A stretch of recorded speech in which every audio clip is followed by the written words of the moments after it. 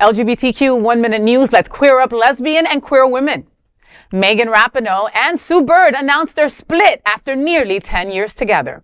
Soccer icon Megan Rapinoe and basketball legend Sue Bird have announced their separation after nearly a decade together. The couple shared the news in a joint Instagram post stating, quote, "This hasn't been an easy decision, but it's one we've made together with so much love, respect, and care for each other," end quote. The pair thanked their queer community too and confirmed they will no longer continue their podcast, a touch more despite the split. Both remain executive producers on an upcoming Amazon MGM Studios series, Playing the Field. It is based on the sapphic romance novel Cute by Merrill Wilsner.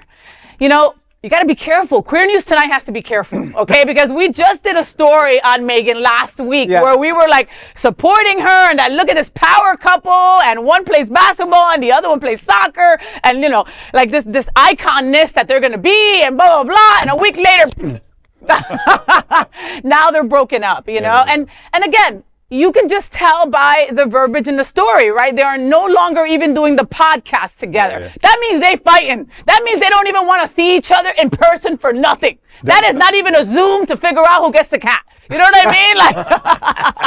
Like, their lawyers are handling all the other business. But you know, it's got to be hard. They just got married. I know, but it's got to be hard to be in the spotlight and all that. Anyway. Yes, the money must be so hard. Well, I God, that's part of it. When you're bonded over, they play different sports, but when you're bonded over competition and your works are separate but sort of the same, you've got a lot going on. But when you both retire, you lose a lot of stuff to talk about.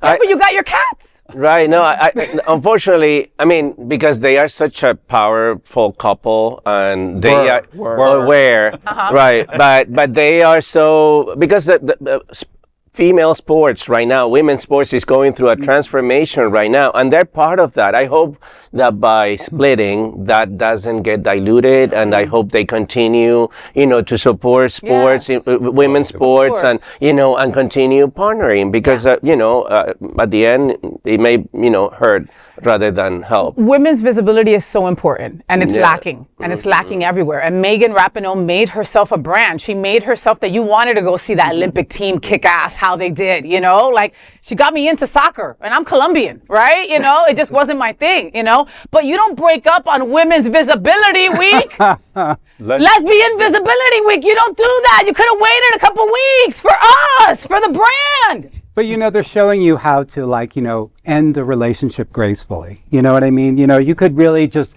have gone full force. You know, anybody can, you know, and I know that from experience. You can really do a lot of damage. But if you know, as a power LGBTQ former couple, you know, they're showing the world how they can split and maybe hopefully live amicably that way. So that's what I hope. We'll see. That is an LGBTQ 1 Minute News story. There is no other queer nonprofit media platform like this in the entire world. Support our LGBTQ stories by sharing them and subscribing to Queer News Tonight.